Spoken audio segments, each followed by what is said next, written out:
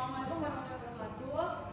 Kami dari kelompok 2 ingin memaparkan hasil tugas besar kelompok kami, yaitu analisis pemilihan lokasi sentra wisata kuliner di Kecamatan Rungkut. Perkenalkan, nama saya Safira Pratiwi dengan NPM 1130. Next. Oke, berikut adalah anggota kelompok kami. Next. Untuk outline pembahasannya sendiri yaitu terdiri dari pendahuluan, ruang lingkup wilayah, metodologi, hasil pembahasan, serta kesimpulan. Next. Mulai dari pendahuluan. Next. Jadi hal yang melatar belakangi kelompok kami yaitu adanya isu dan urgensitas. Nah, isu sendiri itu berangkat dari dokumen rencana detail tata ruang zonasi Kota Surabaya tahun 2015 hingga 2038 yang berbunyi terdapat perencanaan penataan dan pengembangan kawasan perdagangan dan jasa sepanjang jalan lokal dan lingkungan zona perdagangan dan jasa pada unit pengembangan sektor Rungkut. Next. Nah, untuk urgensitasnya sendiri yaitu pada saat kami melakukan survei primer itu terdapat di kondisi existing itu masih banyak PKL atau pedagang kaki lima yang berjualan tidak pada tempat seharusnya. Hal tersebut menyebabkan tidak optimalnya fungsi pedestrian untuk pengguna jalan. Nah, hal tersebut juga mengakibatkan kemacetan. Kemacetan tersebut disebabkan karena belum adanya bangunan khusus untuk pedagang jasa yang skalanya lokal seperti sentra wisata kuliner. Itu adalah contoh-contoh pedagang kaki lima yang mengganggu fungsi pedestrian yang mengganggu pejalan kaki.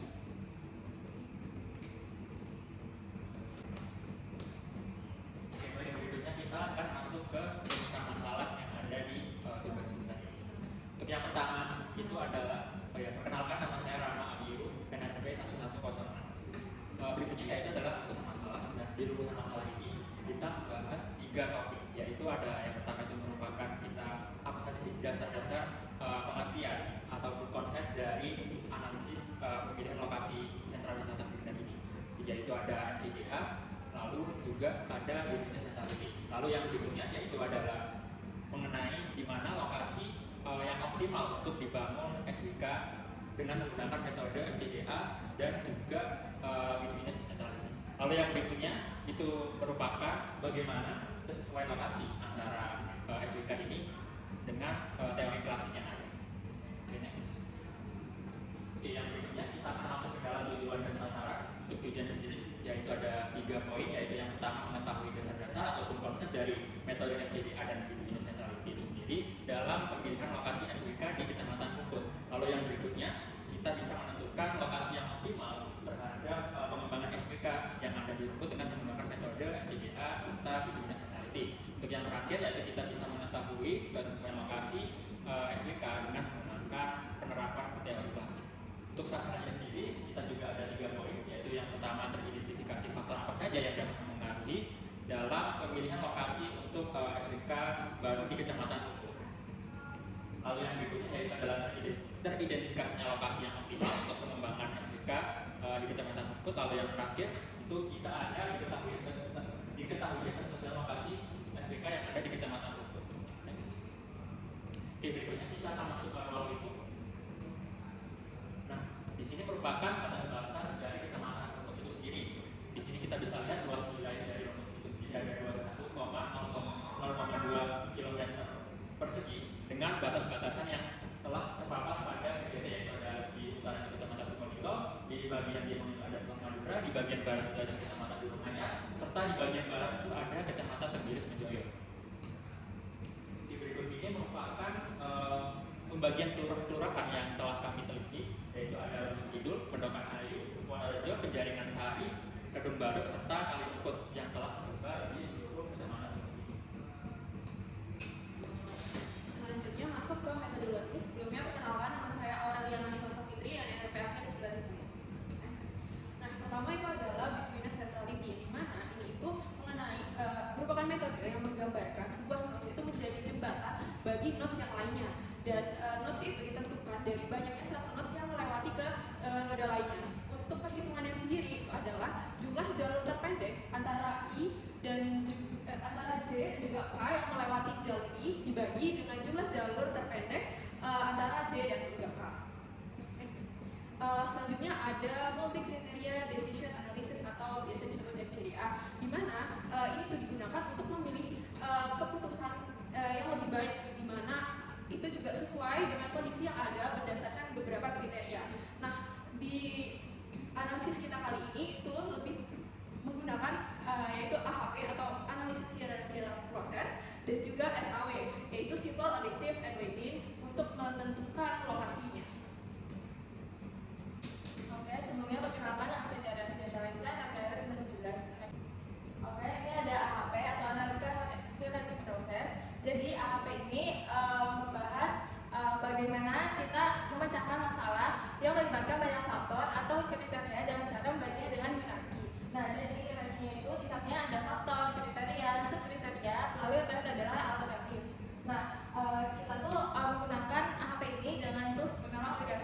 yaitu expert choice.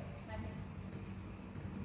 Nah, selanjutnya ini ada SAW atau simple additive weighting, yaitu merupakan metode untuk penjumlahan terbobot dan rating kinerja setiap alternatif.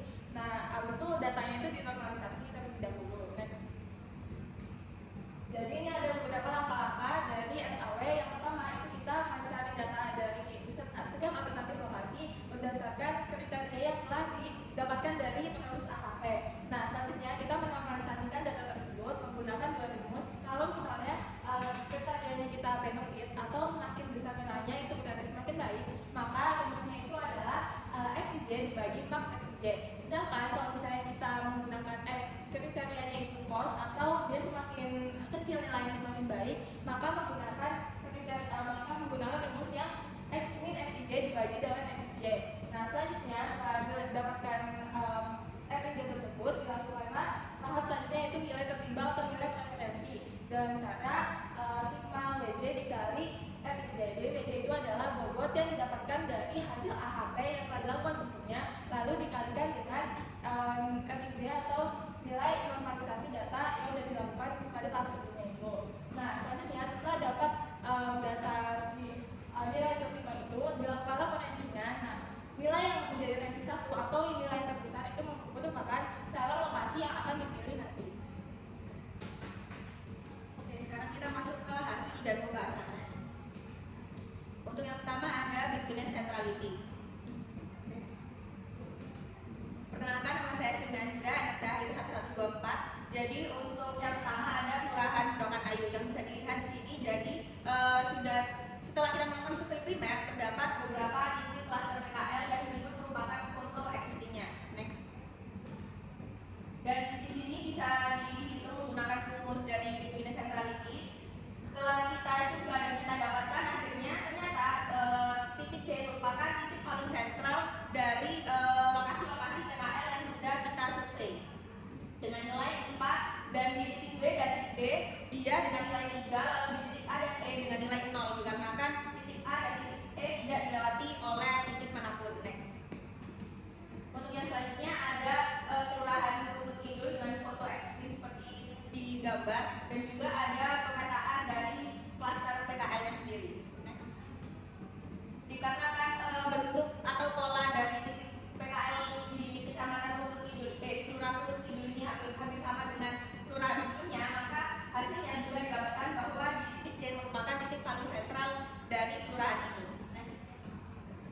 Selanjutnya ada Kelurahan Penjaringan Sari. Di Kelurahan Penjaringan Sari ini kita sudah survei primer juga dengan pola yang hampir sama dengan dua kelurahan sebelumnya, dan ini merupakan foto existing. Next. Dan didapatkan titik C juga yang menjadi titik sentralnya dengan nilai yang sama, yaitu titik C bernilai 4, titik B dan titik D bernilai 3, dan juga titik A dan E bernilai 0. Next. Lalu untuk yang di Kelurahan Kalirumput, Kelurahan Kalirumput itu agak sedikit berbeda, polanya agak random dan menyebar sehingga didapatkan hasil seperti berikut. Next.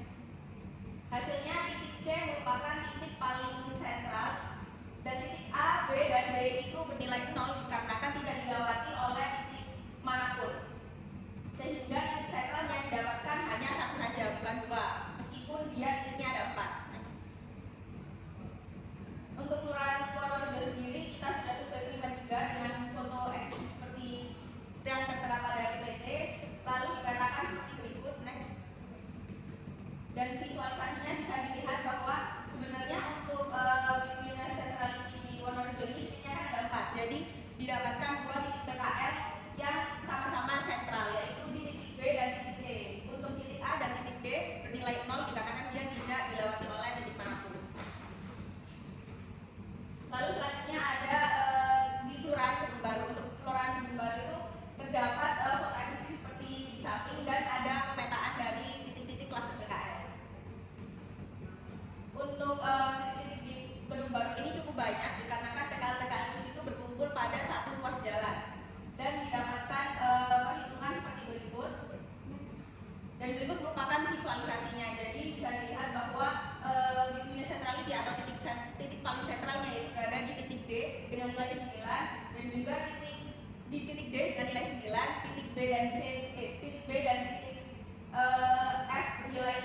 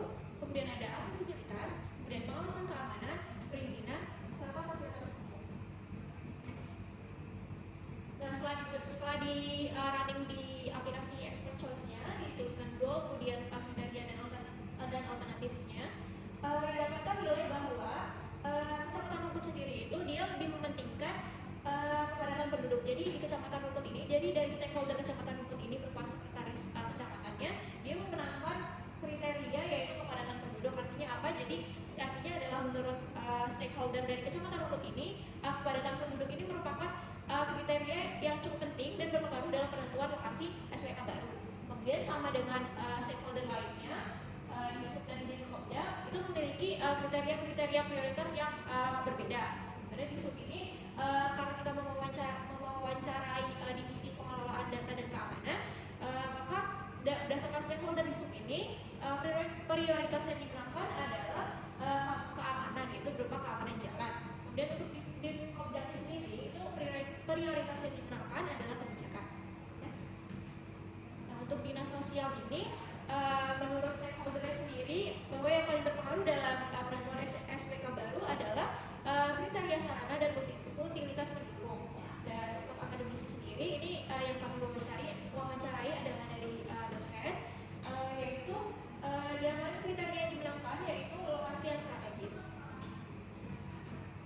Nah, setelah dirunning kemudian di-combine, maka didapatkan untuk kriteria dan alternatif sendiri ada didapatkan ini dirincikan menjadi 5, yaitu untuk kepadatan penduduk, lokasi strategis dan keamanan. Di situ masing-masing nanti ada nilainya untuk nanti itu akan keluar hasil di mana untuk setiap kriteria itu akan terlihat bahwa dari kriteria itu sendiri alternatif mana yang akan menjadi prioritas untuk yang paling berpengaruh dalam kriteria tersebut. Ya seperti contohnya kita ambil ada lokasi strategis, itu yang kriteria yang menjadi prioritas dari lokasi strategis adalah aksesibilitas, karena singkatnya itu maksudnya adalah untuk menentukan lokasi itu strategis apa tidak itu dilihat dari aksesibilitasnya. Yes. Ini juga sama, ini penjabaran dari prioritas kriteria berdasarkan alternatif yang ada. Yes. Nah setelah itu didapatkan hasil setelah dikombin dari kelima stakeholder tersebut, kemudian dari kriteria dan alternatifnya didapatkan bahwa faktanya adalah lokasi strategis ini merupakan prioritas yang paling berpengaruh dalam penentuan SWK baru yang akan dibuat untuk menentukan lokasi SWK di Kecamatan Rungkut, Surabaya. Teman saya Sandra Dirosita dengan NMP akhir sudah 29. Jadi kita masuk ke analisis yang ketiga yaitu simple additive printing atau SAW.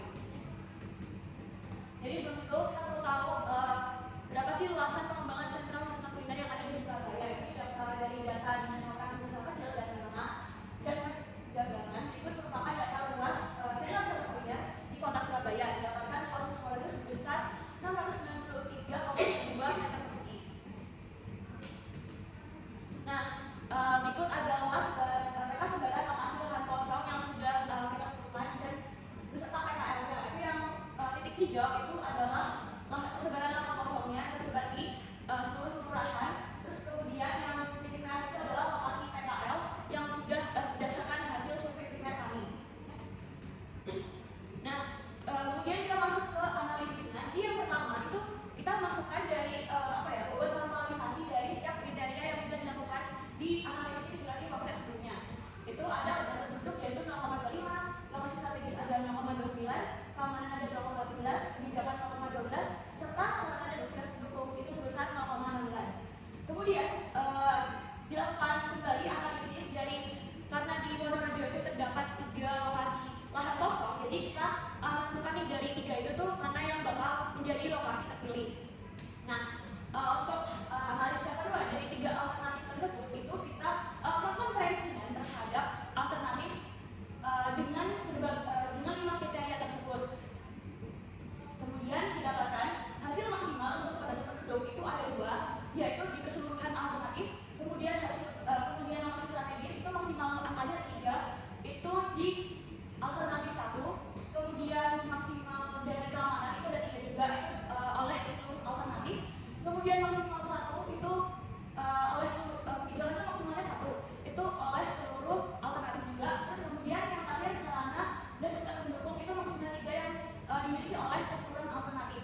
Kemudian setelah itu kita melakukan normalisasi data dengan menghitung jumlah yang tadi itu dibagi dengan maksimalnya. Kemudian didapatkan angka seperti pada tabel normalisasi yang tertera pada layar. Kemudian setelah itu yang terakhir kita melakukan perbandingan dan hasil. Jadi hasilnya itu dihitung menggunakan rumus yang telah tersebutkan tadi di awal rekan saya. Setelah dilakukan penelitian hasil, itu hasil menunjukkan kalau yang paling algoritma merupakan yang paling besar hasilnya, yaitu 0,94, itu berada di Jalan Wonorejo Selatan nomor 12. Sehingga lokasi tersebut tuh terpilih menjadi lokasi rencana sentra wisata kuliner di Kelurahan Wonorejo, Kecamatan Rungkut. Nah, berikut ini adalah rencana lokasi sentra wisata kuliner terpilih dari 6 kelurahan. Baik, perkenalkan nama saya Ahmad Ramadan dari PKK 102. Selanjutnya kita masuk ke hubungan dengan teori lokasinya. Next. Jadi central place theory yang dikembangkan oleh Walter Christoner itu menjelaskan bagaimana pusat-pusat pelayanan atau aktivitas seperti kota, desa, dan pusat perbelanjaan itu terdistribusi secara geografis untuk melayani populasi dengan efisiensi. Jadi teori ini menekankan konsep hierarki dan distribusi spasial pusat-pusat pelayanan berdasarkan ukuran dan fungsinya. Jadi teori lokasi Christoner ini menganggap bahwa aksesibilitas itu sebagai faktor penting untuk efisiensi pelayanan. Jadi lokasi ideal SWK yang berada di kota besar itu atau di pusat-pusat kecil dan tidak hierarki yang dapat melayani kebutuhan dasar komunitas lokal serta menarik pengunjung dari daerah sekitarnya. SWK juga seharusnya ditempatkan sedemikian rupa sehingga mudah diakses oleh populasi setempat dan wisatawan lokasi yang strategis akan meminimalkan jarak yang harus ditempuh oleh pengunjung. Jadi itu bisa meningkatkan jumlah pengunjung dan kepuasan mereka. Jadi maka dari itu dalam penelitian ini menggunakan big unit centrality untuk mengukur titik sentral yang dapat diakses oleh semua orang dan terdapat variabel kepadatan penduduk sebagai pendukung utama sentral wisata kuliner serta variabel lokasi strategis untuk meminimalisir jarak yang harus ditempuh oleh para pengunjung. Next.